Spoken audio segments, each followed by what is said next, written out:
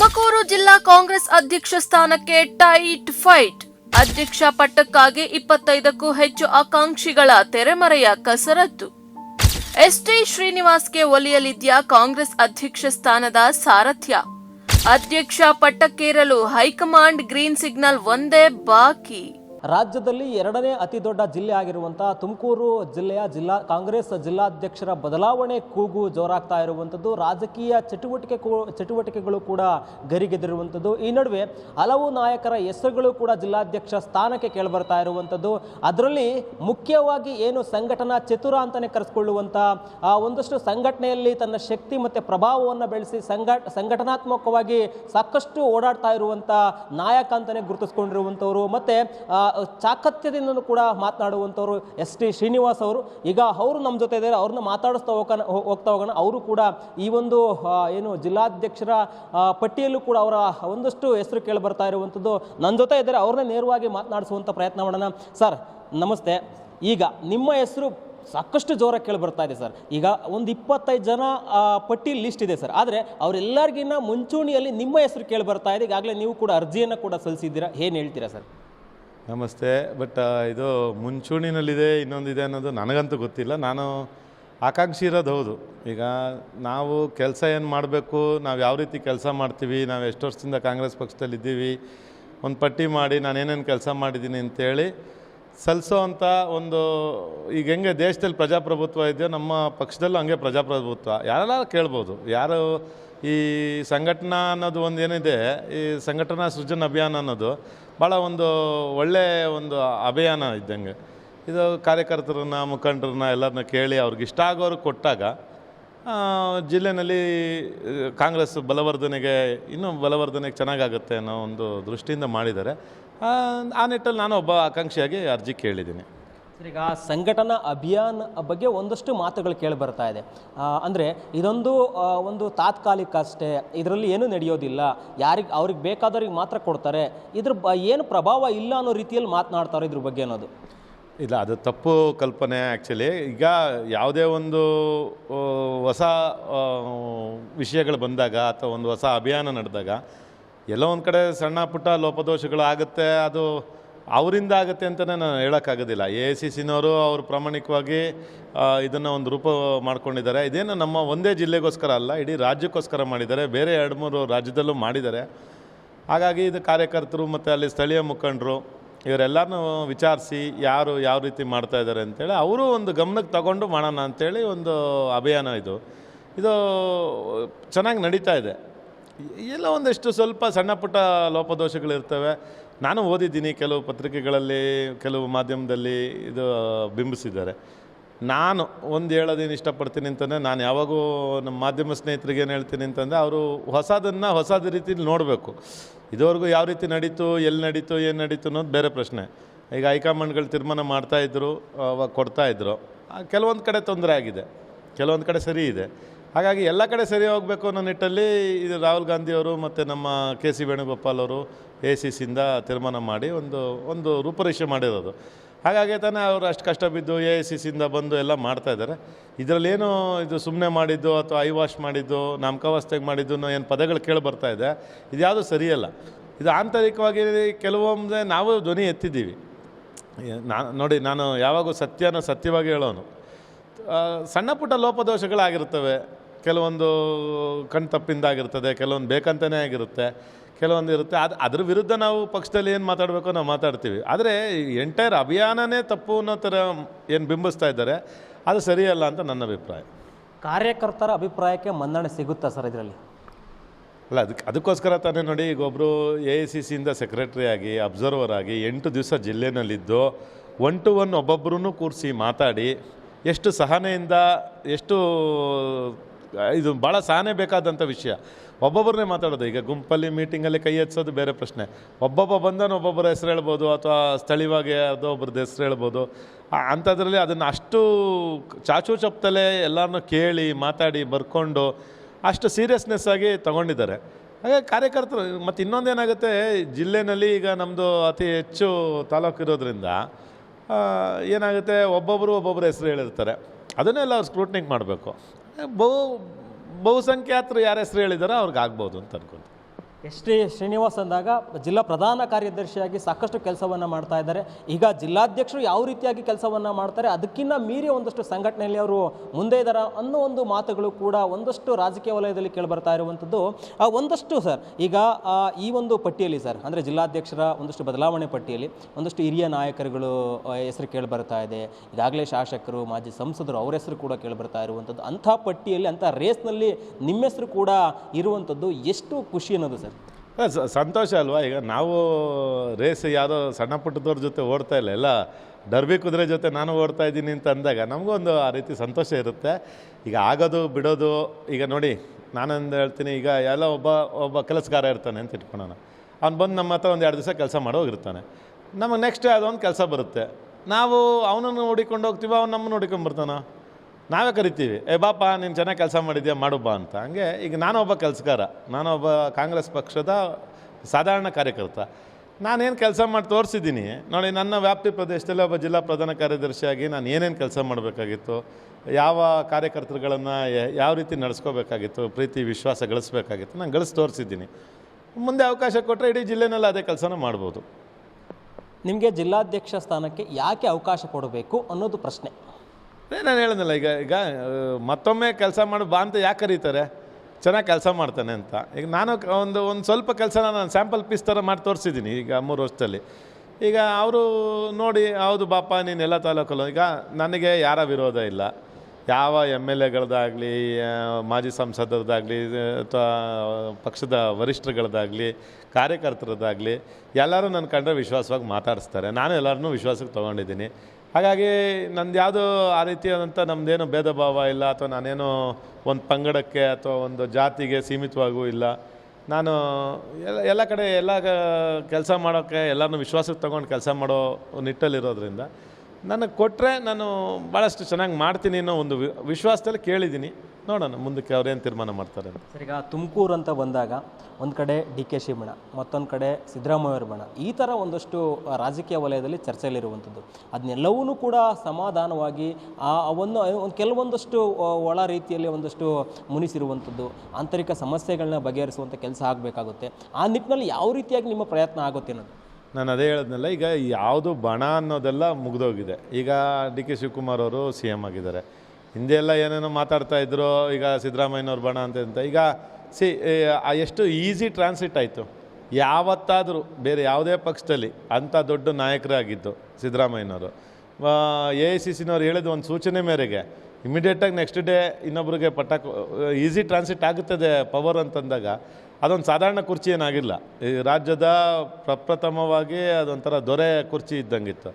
ಅದೇ ಅಷ್ಟು ಸುಲಭವಾಗಿ ಹೋಗಿದೆ ಅಂತಂದಾಗ ನೀವು ಅರ್ಥ ಮಾಡ್ಕೊಬೇಕು. ಈಗ ಇಲ್ಲಿ ಬಣ, ಇನ್ನೊಂದು ಗಲಾಟೆ, ಮತ್ತೊಂದು ಏನಾಯಿತು, ಎಲ್ಲಿ ಸ್ಟ್ರೈಕ್ ನಡೀತು, ಏನೂ ಆಗಿಲ್ಲ. ಇದೊಂದು ಹೈಕಮಾಂಡ್ ಪಕ್ಷ ಇರೋದ್ರಿಂದ ಹೈಕಮಾಂಡ್ ಸೂಚನೆ ಮೇರೆಗೆ ಎಲ್ಲ ಕೆಲಸ ಆಗುತ್ತೆ.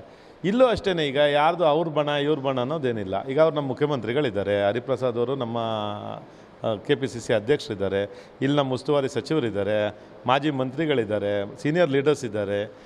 ಈ ನಮ್ಮ ಜಿಲ್ಲೆನೂ ಏನು ಬರಡು ಭೂಮಿ ಏನಿಲ್ಲ. ಇಲ್ಲೂ ಫಲವತ್ತಾದ ದೊಡ್ಡ ದೊಡ್ಡ ಮರಗಳು ಸಾಕಷ್ಟಿದ್ದಾವೆ. ನಾವು ಅವ್ರ ಆಶ್ರಯದಲ್ಲಿ ಕೆಲಸ ಮಾಡಬೇಕೇ ಹೊರತು ಅವರ ಒಂದು ಏನು ಮಾರ್ಗದರ್ಶನ ಕೊಡ್ತಾರೆ, ಅವ್ರೇನೊಂದು ಟೈಮ್ ಟು ಟೈಮ್ ಸಲಹೆ ಸೂಚನೆ ಕೊಡ್ತಾರೆ, ಎಲ್ಲವನ್ನು ಕ್ರೋಢೀಕರಿಸ್ಕೊಂಡು ಕೆಲಸ ಮಾಡಬೇಕೇ ಹೊರತು ಒಬ್ರು ಹೇಳಿದ್ ಮಾಡ್ತೀವಿ ಇನ್ನೊಬ್ರು ಹೇಳಿದ್ ಮಾಡಲ್ಲ, ಅವ್ರು ಬೇಕು ಇವ್ರು ಬೇಡ ಅನ್ನೋದೇನೂ ಇರೋದಿಲ್ಲ. ಒಂದು ಜಿಲ್ಲಾಧ್ಯಕ್ಷ ಸ್ಥಾನ ಅಂತಂದರೆ ಒಂದು ಸರಿ ತೂಗಿಸ್ಕೊಂಡು ಎಲ್ಲರನ್ನೂ ಒಂದು ವಿಶ್ವಾಸಕ್ಕೆ ತಗೊಂಡು ಅವ್ರ ಆಶೀರ್ವಾದನೂ ಪಡೆದು ಅವ್ರ ಸಲಹೆ ಸೂಚನೆಗಳನ್ನು ಪಡೆದು ಮುಂದಕ್ಕೆ ಪಕ್ಷ ಕಟ್ಟುವಂಥ ಕೆಲಸ ಆಗಬೇಕು. ಈಗ ಲೋಕಲ್ ಬಾಡಿ ಚುನಾವಣೆ ಬರ್ತಾಯಿದೆ, ಅದು ಪ್ರಸ್ತುತವಾಗಿರೋದು ನಮ್ಮ ಮುಂದೆ ಅದೇ. ಯಾಕಂದರೆ ರಾಜ್ಯ ಸರ್ಕಾರ ಇಷ್ಟು ಒಳ್ಳೆಯ ಸರ್ಕಾರ ನಡೆಸಿ ಪಂಚ ಗ್ಯಾರಂಟಿ ಯೋಜನೆಗಳನ್ನು ಕೊಟ್ಟು ನಾವು ಮತ್ತೆ ಲೋಕಲ್ ಬಾಡಿ ಗೆಲ್ಲಿಲ್ಲ ಅಂತಂದಾಗ ನಮಗೂ ಒಂದೆಲ್ಲ ಒಂದು ಕಡೆ ಮುಖಭಂಗ ಆದಂಗೆ ಆಗುತ್ತೆ. ಹಾಗಾಕೊಂಡು ಇದನ್ನು ಇನ್ನೂ ಸ್ವಲ್ಪ ಚುರುಕು ಮಾಡೋದಕ್ಕೋಸ್ಕರ ಇದು ಕೆಲಸ ಮಾಡ್ತಾಯಿದ್ದಾರೆ. ನನಗೊಂದು ಅವಕಾಶ ಮಾಡಿಕೊಟ್ರೆ ನಾನು ಅದನ್ನು ಚೆನ್ನಾಗಿ ಮಾಡ್ತೀನಿ ಅಂತ. ಹೈಕಮಾಂಡ್ ಗ್ರೀನ್ ಸಿಗ್ನಲನ್ನು ಕೊಟ್ಟು ಎಸ್ ಶ್ರೀನಿವಾಸ್ ಅವರು ಈ ಒಂದು ತುಮಕೂರು ಜಿಲ್ಲಾಧ್ಯಕ್ಷ ಸ್ಥಾನದ ಸಾರಥಿ ಆದರೆ 2028ರ ಚುನಾವಣೆಗೆ ಎಷ್ಟು ಸೀಟನ್ನು ಕೊಡ್ತೀರಾ ಅನ್ನೋ ಭರವಸೆ ಹೈಕಮಾಂಡ್ಗೆ ನೀವು ಕೊಡ್ತೀರಾ ಸರ್? ಈಗ ಭಾಳ ಸಿಂಪಲ್ ಇದೆ. ನಮ್ಮ ಲೆಕ್ಕಾಚಾರ ವೆರಿ ಸಿಂಪಲ್ ಇದೆ. ಈಗ 7 ಗೆದ್ದಿದ್ದೀವಿ, 7 ಗೆದ್ದಿರೋದನ್ನು ಉಳಿಸ್ಕೊಂಡು ಇನ್ನು 4 ನಾವೇನು ಕಳ್ಕೊಂಡಿದ್ದೀವಿ ಅದ್ರಲ್ಲಿ ನಾನು ಒಂದು ಕಂಟೆಸ್ಟ್ ಮಾಡ್ತೀನಾ? 8 ಆಯಿತಾ? ನಾನು ಗೆದ್ದೇ ಗೆಲ್ತೀನಿ. ತುಮಕೂರು ನಗರ ಗೆಲ್ತೀವಿ, ಚಿಕ್ಕನಾಯಕನಹಳ್ಳಿ ತುರುವೇಕೆರೆ 2 ಇದೆ. ಅವೆರಡಕ್ಕೆ ಜಾಸ್ತಿ ಸ್ವಲ್ಪ ಪ್ರಯತ್ನ ಬಿದ್ದುಬಿಟ್ರೆ ಎಲ್ಲ ಗೆಲ್ಬೋದಲ್ಲ ಜಿಲ್ಲೆಯಲ್ಲಿ. ಅಂದರೆ ಸಂಪೂರ್ಣ ಇಡೀ ಜಿಲ್ಲೆಯನ್ನು ಕಾಂಗ್ರೆಸ್ ಭದ್ರಕೋಟೆಯನ್ನಾಗಿ ಮಾಡಬೇಕು ಅನ್ನೋದು ನಿಮ್ಮ ಗುರಿ? ಖಂಡಿತ ಅದೇ ಗುರಿ ಅಲ್ವಾ. ಈಗ ಎಲ್ಲ ಜಿಲ್ಲಾಧ್ಯಕ್ಷರದ್ದಾಗಲಿ KPCC ಅಧ್ಯಕ್ಷರದ್ದಾಗಲಿ, ಈಗ ನಮ್ಮ DK ಶಿವಕುಮಾರ್ ಸಾಹೇಬರು ಮೊನ್ನೆ ಹೊಸ ನಂಬರ್ ಹೇಳಿದ್ದಾರೆ 150 ಅಂತ. ಹೋದ ಸತಿ 136 ಅಂದರು, 136 ಆಯಿತು. ಈಗ 150 ಅಂತ ಅವ್ರ ಬಾಯಲ್ಲಿ ಬಂದಿದೆ. ಸೊ 150 ಗೆಲ್ಲಬೇಕು, ಇನ್ನೊಂದು 4 ನಾವು ಜಾಸ್ತಿ ಗೆಲ್ಲಬೇಕಲ್ಲ. ಆ 4 ಏನಿದೆ ನಮ್ಮ ಜಿಲ್ಲೆಯಿಂದ ನಾವು ಕೊಡೋಣ. ತಾವು ಯಾವ ಕ್ಷೇತ್ರ ಆಯ್ಕೆ ಮಾಡ್ಕೊಳ್ತೀರಾ ಸರ್? ಇಲ್ಲ, ನಂದು ತುಮಕೂರು ಗ್ರಾಮಾಂತರ ವಿಧಾನಸಭಾ ಕ್ಷೇತ್ರ ಅಂತೇಳಿ ನಾನೇನು ಕೇಳಿದ್ದೀನಿ. ಮತ್ತೆ ಒಮ್ಮೆ ನಾನೇನು ಹೇಳೋದು ಅಂತಂದರೆ, ಪ್ರಜಾಪ್ರಭುತ್ವದ ವ್ಯವಸ್ಥೆ ಇದೆ, ರಾಷ್ಟ್ರೀಯ ಪಕ್ಷ ಇದೆ, ಕೇಳೋ ಅಧಿಕಾರ ಎಲ್ಲರಿಗೂ ಇರುತ್ತೆ, ಗೆಲುವು ಮಾನದಂಡ ಇದೆಲ್ಲ ನೋಡ್ತಾರೆ. ಇನ್ನು ಮುಂದೆ ಕಾಲಾವಕಾಶ ಇದೆ, ಟಿಕೆಟ್ ಕೇಳಿದಾಗ ಅದೆಲ್ಲ ನೋಡೋಣ. ಸರ್, ಬಹುತೇಕ ನಾಯಕರು ಜಿಲ್ಲಾಧ್ಯಕ್ಷ ಸ್ಥಾನದ ಸಾರಥಿಯ ಒಂದಷ್ಟು ಜವಾಬ್ದಾರಿಯನ್ನು ಹೊತ್ಕೊಳೋಕ್ಕೆ ತೆರೆಮರೆಯ ಕಸರತ್ತನ್ನು ಮಾಡ್ತಾ ಇದ್ದಾರೆ. ನನಗೆ ಕೊಡಬೇಕು, ನನಗೆ ಕೊಡಿಸಿ ಅಂತೇಳಿ. ತಾವೇನಾದರೂ ಆ ಥರ ಪ್ರಯತ್ನ ಮಾಡಿದ್ದೀರಾ ಸರ್? ಹೈಕಮಾಂಡ್ ಅಂಗಳವನ್ನು ಮುಟ್ಟಿರುವಂಥದ್ದು, ನಾಯಕರನ್ನು ಭೇಟಿಯಾಗಿರುವಂಥ ಆ ಥರ ಏನಾದರೂ ಮಾಡಿದ್ದೀರಾ ಅನ್ನೋದು? ಈಗ ಇದುವರೆಗೂ ಎಲ್ಲರೂ ನೋಡಿದ್ದೀರಾ? ಎಲ್ಲೂ ನೋಡಿಲ್ಲ. ನಾನು ಪರಮೇಶ್ವರ್ ಸಾಹೇಬ್ರನ್ನ ಭೇಟಿ ಮಾಡೋದು ಭಾಳ ಸಹಜ ಇದೆ. ನಾನು ಜಿಲ್ಲೆಗೆ ಬಂದಾಗಿಂದನೂ, ನಾನೇನು ಇಲ್ಲಿ ಕಾಲಿಟ್ಟಾಗಿಂದನೂ ಅವ್ರ ಜೊತೆ ಒಡನಾಟದಲ್ಲಿದ್ದೀನಿ, ಅವ್ರ ಮಾರ್ಗದರ್ಶನದಲ್ಲಿ ಕೆಲಸ ಮಾಡ್ತಾಯಿದ್ದೀನಿ. ಅದು ಬಿಟ್ಟು ನಾನು ಇದುವರೆಗೂ ಎಲ್ಲೂ ಹೋಗೂ ಇಲ್ಲ, ಏನೂ ಮಾಡಿಲ್ಲ. ಯಾಕೆ ಅಂತಂದರೆ, ನನಗೆ ಗೊತ್ತಿರೋದೇನು ಅಂತಂದರೆ, ಒಂದು ಪ್ಯಾನಲ್ಲು ಒಂದು ಇದು ಅಂತಂದಾಗ ಅವರು ನೋಡ್ತಾರೆ ಏನು ಸಾಮರ್ಥ್ಯ, ಶಕ್ತಿ ಸಾಮರ್ಥ್ಯ ಅಂತ. ಈಗ MLAಗಳಿದ್ದಾರೆ, ದೊಡ್ಡ ಅದೇ ಹೇಳೋದಲ್ಲ, ಘಟಾನುಘಟಿ ನಾಯಕರಿದ್ದಾರೆ. ನಾವು ಹೋಗಿ ಒಂದು ಬೊಕ್ಕೆ ಕೊಟ್ಟು ಫೋಟೋ ಹಾಕ್ಸ್ಕೊಂಡು ನಾವು ಸಾರ್ ನನಗೆ ಕೊಟ್ಬಿಡಿ ಅಂದಿದ ತಕ್ಷಣ ಕೊಡೋವಂಥ ಸ್ಥಾನನ ಅದು ಅಲ್ವಲ್ಲ. ಅವರು ಈಗ ನಮ್ಮ ಬಗ್ಗೆ ತಿಳ್ಕೊಂಡಿರ್ತಾರೆ, ಅಥವಾ ನನ್ನ ಬಗ್ಗೆ ಗೊತ್ತಿಲ್ಲ ಅಂತಂದರೆ ಕರೀತಾರೆ, ಏನು ಮಾಡ್ತೀಯ ಅಂತ ಕೇಳ್ತಾರೆ. ಹಂಗೆ ಕೇಳಿದಾಗ ನಾವು ಇಲ್ಲ ಸರ್, ನಾವೆಲ್ಲ ಹಿಂಗೆ ಮಾಡ್ಕೊಂಡು ಹೋಗ್ತೀವಿ, ನಮಗೊಂದು ಆಶೀರ್ವಾದ ಮಾಡಿ ಅಂತ ಕೇಳ್ಬೋದೇ ಹೊರತು ಇದು ಲಾಬಿ ಮಾಡಿ ತೊಗೊಳೋಂಥ ಸ್ಥಾನನೇ ಅಲ್ಲ. ಯಾವುದೋ ನಿಗಮ ಮಂಡಳಿನೋ MLCನೋ ಅಥವಾ ಮಂತ್ರಿಗಿರಿಗೋ ಅದಕ್ಕೆ ಲಾಬಿ ಮಾಡಬೇಕು, ಎಲ್ಲರನ್ನೂ ಭೇಟಿ ಮಾಡಬೇಕು. ಇದು ಪಕ್ಷ ಕಟ್ಟುವಂಥ ಕೆಲಸ. ಅವರೆಲ್ಲ ಕರೆದು ಅವರು ಎಲ್ಲರೂ ಒಪ್ಪಿಗೆ ಮೇಲೆ, ಅವರ ಮಾರ್ಗದರ್ಶನದ ಮೇಲೆ ಅನೌನ್ಸ್ ಆಗುತ್ತೆ. ನೀವು ಕಂಡಂಗೆ ಸರ್, ಸಂಘಟನಾ ಅಭಿಯಾನ ಜಿಲ್ಲೆಯಲ್ಲಿ ನಡೆದಿದೆ ಸುಮಾರು ದಿನಗಳ ಕಾಲ. ಕಾರ್ಯಕರ್ತರೆಲ್ಲ ನಿಮ್ಮ ಪರವಾಗಿ ಒಂದಷ್ಟು ಒಮ್ಮತ ತೋರಿಸಿರುವಂಥ ಬೆಳವಣಿಗೆ ಕೂಡ ಕೇಳಿಬರ್ತಾ ಇರುವಂಥದ್ದು. ಹೈಕಮಾಂಡಿನ ಒಂದು ಮಟ್ಟಿಗೆ ಏನಾದರೂ ಗ್ರೀನ್ ಸಿಗ್ನಲ್ ಸಿಕ್ಕಿದೆಯಾ ಸರ್? ನೋಡಿ, ಆಗಸ್ಟ್ 17ನೇ ತಾರೀಕು ತನಕ ಇದು ಈಗ ನಿಮ್ಮಲ್ಲೇ ಎಷ್ಟು ಗೊಂದಲ ಇದೆ ಹೇಳಿ. ಯಾಕೆಂದರೆ ಯಾರ್ಯಾರು ಅರ್ಜಿ ಹಾಕಿದ್ದಾರೆ ಅನ್ನೋ ಪಟ್ಟಿನೇ ಯಾರಿಗೂ ಕರೆಕ್ಟಾಗಿ ಗೊತ್ತಾಗ್ತಾ ಇಲ್ಲ. ಒಬ್ಬೊಬ್ಬರು ಒಂದೊಂದು ಫೇಸ್ಬುಕ್ಕಲ್ಲಿ ಹಾಕ್ಕೊಂತಾರೆ, ಅರ್ಜಿನೇ ಹಾಕಿಲ್ಲ. ಒಬ್ಬೊಬ್ಬರು ಅವರು ವಯಸ್ಸಿನ ಅಂತರ ಮೀರಿದೆ, 55 ವರ್ಷ ಲಿಮಿಟೇಷನ್ ಇದೆ. ಅವ್ರಿಗೆ ಆಲ್ರೆಡಿ 75 ವರ್ಷ 80 ವರ್ಷ ಆಗ್ತಾ ಬಂದಿದೆ, ಅವರು ನಾನು ರೇಸಲ್ಲಿದ್ದೀನಿ ಅಂತ ಹೇಳ್ತಾರೆ, ಜನ ಒಪ್ಕೊತಾರೆ. ಇದು ಯಾಕೆ ಇದಾಗಿದೆ ಅಂತಂದರೆ, ಎಲ್ಲ ಗೌಪ್ಯವಾಗಿ ನಡೀತಾ ಇದೆ. ಎಲ್ಲ ಅರ್ಜಿ ಕೊಟ್ಟಿದ್ದೀವಿ, ಅವ್ರು ಪ್ಯಾನಲ್ ಮಾಡ್ತಾರೆ, ಪ್ಯಾನಲ್ ಮಾಡಿ ಕಳಿಸ್ತಾರೆ, ಎಲ್ಲ ಆದಮೇಲೆ ಆಯ್ಕೆ ಆಗುತ್ತೆ. ಆಗಸ್ಟ್ 17ನೇ ತಾರೀಕು ತನಕ ಯಾರಿಗೂ ಗ್ರೀನ್ ಸಿಗ್ನಲ್ ಇಲ್ಲ. ನೀನೇ ಆಗಿದೆಯಾ ಬಿಡು ಅಂತಲೂ ಯಾರೂ ಹೇಳೋಕ್ಕಾಗೋದಿಲ್ಲ. ಏನಿದ್ರು ಆಗಸ್ಟ್ 17ಕ್ಕೇ ರಿಸಲ್ಟ್ ಇದು. ನಾನು ಒಬ್ಬೊಬ್ಬರನ್ನೇ ಕೇಳುವಂಥದ್ದು ಇಲ್ಲಿ ಆಗಬಾರ್ದು ಸರ್. ಸುಮಾರು ನಾಯಕರಿದ್ದಾರೆ, ಹಿರಿಯರ ನಾಯಕರು, ಒಂದಷ್ಟು ಈಗಾಗಲೇ ಗೆದ್ದಿರುವಂಥವ್ರು, ಸೋತಿರುವಂಥವ್ರು ಎಲ್ಲರೂ ಕೂಡ ಇಲ್ಲಿ ರೇಸ್ನಲ್ಲಿದ್ದಾರೆ ಸರ್. ಅವ್ರನ್ನೆಲ್ಲ ಬಿಟ್ಟು ತಮಗೆ ಈ ಸಾರಥಿ ಒಲಿಬೇಕು ಅನ್ನೋದು ಯಾಕೆ ಅನ್ನೋದು ಸರ್? ನಾನು ಹೇಳ್ತಾ ಇರೋದು, ಒಲಿಬೇಕು ಅಂತಂದರೆ, ಈಗ ನನ್ನ ಕೆಲಸ ಚೆನ್ನಾಗಿದೆ ಅಂತ ಆದರೆ, ನಾನೇನು ಈ 3 ವರ್ಷ 4 ವರ್ಷದಿಂದ ಸಂಘಟನೆ ಮಾಡ್ಕೊಂಡು ಬಂದಿದ್ದೀನಿ. ಸುಮ್ಮನೆ ಉದಾಹರಣೆಗೆ ಹೇಳೋದಾದರೆ, ಈಗ 7 ಜನ ಏನು ಗೆದ್ದಿದ್ದಾರೆ, ಆ ತಾಲೂಕುಗಳಲ್ಲಿ ಹೋದರೆ ಕಾಂಗ್ರೆಸ್ಗೆ ಭಾಳಷ್ಟು ಬೆಂಬಲ ಇದೆ. ನಾನು ಬರೋಕ್ಕೆ ಮುಂಚೆ, ಏನು ಕಾಂಗ್ರೆಸ್ ಪಕ್ಷದ ಗ್ರಾಮಾಂತರದ ಟಿಕೆಟ್ ಕೇಳೋಕ್ಕೆ ಮುಂಚೆ ಗ್ರಾಮಾಂತರದ ಪರಿಸ್ಥಿತಿ ಹೇಗಿತ್ತು, ಅದೇ 3 ತಿಂಗಳಾದಮೇಲೆ ಪ್ರಜಾಧ್ವನಿ ಮಾಡಿದ್ವಿ. ಎಷ್ಟು ಜನ ಕರ್ಕೊಬಂದ್ವಿ? ಸುಮಾರು 2-2.5 ಸಾವಿರ ಜನ ಗ್ರಾಮಾಂತರದಿಂದ ಒಂದು ಕಾರ್ಯಕ್ರಮಕ್ಕೆ ಬಂದು ಬೆಳಗ್ಗೆ ಸಾಯಂಕಾಲ ತನಕ ಕೂತ್ಕೊತಾರೆ ಅಂತಂದರೆ, ಅದು ಕೇವಲ 3 ತಿಂಗಳದ ಕೆಲಸ ಆಗಿತ್ತು. ಈಗ ಆಲ್ರೆಡಿ 60 ತಿಂಗಳಾಗ್ತಾ ಬಂತು ನಾನು ಸಂಘಟನೆ ಮಾಡೋಕ್ಕೆ ಶುರು ಮಾಡಿ. ಇವತ್ತು ನೀವು ಕರೆದ್ರೆ ಬಹುಶಃ ನಮ್ಮ ಗ್ರಾಮಾಂತರದಿಂದ ಭಾಳಷ್ಟು ಜನ ಉತ್ಸಾಹಕರಾಗಿ ಬರ್ತಾರೆ. ಮತ್ತು ತುಂಬ ಒಳ್ಳೊಳ್ಳೆ ಯೋಜನೆಗಳು ಕೊಡ್ತಾಯಿದ್ದೀವಿ. ಒಂದು ಎಕ್ಸಾಂಪಲ್ಲಾಗಿ ಏನು ಗ್ರಾಮಾಂತರದಲ್ಲಿ ನಾನೇನು ಸಂಘಟನೆ ಮಾಡಿದ್ದೀನಿ, ಅದನ್ನು ಎಕ್ಸಾಂಪಲ್ ಆಗಿ ಇಟ್ಕೊಂಡು, ಒಂದು ಮಾನದಂಡ ಆಗಿ ಇಟ್ಕೊಂಡು ಮಾಡಿದ್ರೆ ಇನ್ನು ಬೇರೆ ಕಡೆನೇ ಎಲ್ಲ ಮಾಡ್ಬೋದು ಅಂತ. ಗ್ರಾಮಾಂತರ ಕ್ಷೇತ್ರ ಅಂದಾಗ ಒಂದಷ್ಟು ಜಿದ್ದಾಜಿದ್ದಿನ ಕಣ ಸರ್. ಗೌರಿಶಂಕರ್ ಕೂಡ ಗ್ರಾಮಾಂತರ ಕ್ಷೇತ್ರದಲ್ಲೇ ಇದ್ದೀರಾ, ಏನು ಹೇಳ್ತೀರಾ ಸರ್? ನೋಡಿ, ಯಾವತ್ತು ಜಿದ್ದಾಜಿದ್ದಿಯಾಗಿದೆ. ನಾನು ಹೇಳೋದು, ಅವ್ರು ಬಂದಾಗ ನಾವೇನಾದ್ರು ಹೋರಾಟ ಮಾಡಿದ್ವಾ, ತಡೆ ಹಿಡಿದ್ವಾ, ಸ್ಟೇಟ್ಮೆಂಟ್ ಕೊಟ್ವಾ? ಯಾರು ವಿ ವೆಲ್ಕಮ್ ಡಿಮ್. ಜಿದ್ದಾಜಿದ್ದಿ ಅಂತ ನೋಡಿ, ಒಂದು ಮನೆ ಅಂತ ಅಂದಮೇಲೆ ಒಂದು ಸಣ್ಣ ಪುಟ್ಟ ವ್ಯತ್ಯಾಸಗಳಿರ್ತದೆ. ಇಷ್ಟು ದೊಡ್ಡ ರಾಷ್ಟ್ರೀಯ ಪಕ್ಷ ಅಂದಮೇಲೆ ಒಂದು ಸಣ್ಣ ಪುಟ್ಟ ವ್ಯತ್ಯಾಸಗಳಿರ್ತವೆ. ಅದೆಲ್ಲ ನಾವು ಒಳಗಡೆ ಆಂತರಿಕವಾಗಿ ಬಗೆಹರಿಸ್ಕೊತೀವಿ. ಈ ಟಿಕೆಟ್ ವಿಚಾರಕ್ಕೆ ನೀವು ಕೇಳಿದಾಗ ನಾನು ಮೊದಲಿಂದನೂ ಹೇಳ್ತಾ ಇದ್ದೀನಿ, ಹೈಕಮಾಂಡು ಎಲ್ಲರಿಗೂ ತೀರ್ಮಾನ ಮಾಡುತ್ತೆ, ಎಲ್ಲರನ್ನೂ ಸಮಾಧಾನ ಮಾಡುತ್ತೆ. ನಾವು ಹೆಚ್ಚು ಸ್ಥಾನಗಳನ್ನ ಗೆಲ್ಲಬೇಕು ಅಂತಂದಾಗ ಹೆಚ್ಚು ಕ್ಯಾಂಡಿಡೇಟ್ಗಳು ಬೇಕು. ನಾನೂ ಬೇಕಾಗ್ತೀನಿ, ಅವರೂ ಬೇಕಾಗ್ತಾರೆ, ಎಲ್ಲ ಆಗುತ್ತೆ. ಕೊನೆಯದಾಗಿ ಸರ್, ಹೈಕಮಾಂಡ್ಗೆ ಏನು ಹೇಳಕ್ಕೆ ಬಯಸ್ತೀರಾ ಸರ್? ನನಗೆ ಕೊಡಬೇಕು ಅನ್ನೋ ರೀತಿಯಲ್ಲಿ ಆದರೆ ಏನು ಹೇಳ್ತೀರಾ? ನೋಡಿ, ನಾವು ಹೈಕಮಾಂಡ್ಗೆ ಮಾಧ್ಯಮದ ಮುಖಾಂತರ ಹೇಳ್ಕೊಳಕ್ಕಿಂತ ಹೆಚ್ಚಾಗಿ ನಾನು ಪರ್ಸ್ನಲಾಗಿ ಭೇಟಿಯಾಗಿ ಹೇಳಿದ್ದೀನಿ, ಒಂದು ಅವಕಾಶ ಮಾಡಿಕೊಡಿ, ನಾನು ನನ್ನ ಕಾಯ ಮನಸ ಶಕ್ತಿ ಮೀರಿ ನಾನು ಪಕ್ಷವನ್ನು ಕಟ್ಕೊಡ್ತೇನೆ. ಮತ್ತು ಎಲ್ಲ ಕಾರ್ಯಕರ್ತರು ಕೆಲವೊಂದು ಅಸಮಾಧಾನಗಳು ಅದು ಇದು ಎಲ್ಲ ಮನೆಯಿಂದಲೂ ಮಾಧ್ಯಮದಲ್ಲೂ ಬರ್ತಾಯಿದೆ, ಇರುತ್ತೆ. ನಾನು ಅದನ್ನೇ ಹೇಳಿದ್ದು, ಸಣ್ಣ ಪುಟ್ಟ ವ್ಯತ್ಯಾಸಗಳಿರ್ತವೆ, ಅಸಮಾಧಾನಗಳಿರ್ತವೆ, ಆ ಟೈಮ್ ಟು ಟೈಮು ಕೆಲವೊಂದು ಕೊರತೆಗಳಾಗಿರ್ತದೆ. ಅವನ್ನೆಲ್ಲ ಸಮರ್ಪಕವಾಗಿ ನಿಭಾಯಿಸ್ಕೊಂಡು ಇದು ಯಾವುದು 4 ಗೋಡೆಯಿಂದ ಈಚೆಗಡೆಗೆ ಬರ್ದಂಗೆ ನೋಡ್ಕೊಂಡು ಹೋಗುವಂಥ ಜವಾಬ್ದಾರಿ ಕೆಲಸನ ನಾನು ಮಾಡ್ತೀನಿ ಅನ್ನೋ ಒಂದು ವಿಶ್ವಾಸವನ್ನು ನಾನು ಕೊಡ್ತೇನೆ.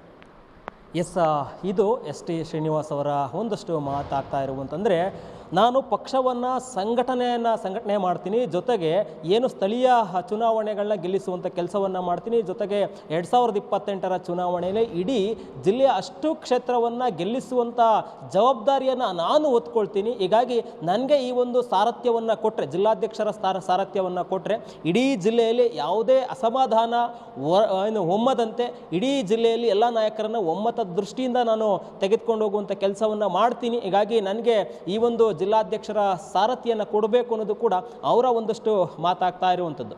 ಕ್ಯಾಮ್ರಾ ಪರ್ಸನ್ ನಾಗರಾಜ್ ಜೊತೆ ಗಿರೀಶ್, ಪ್ರಗತಿ ಟಿವಿ, ತುಮಕೂರು.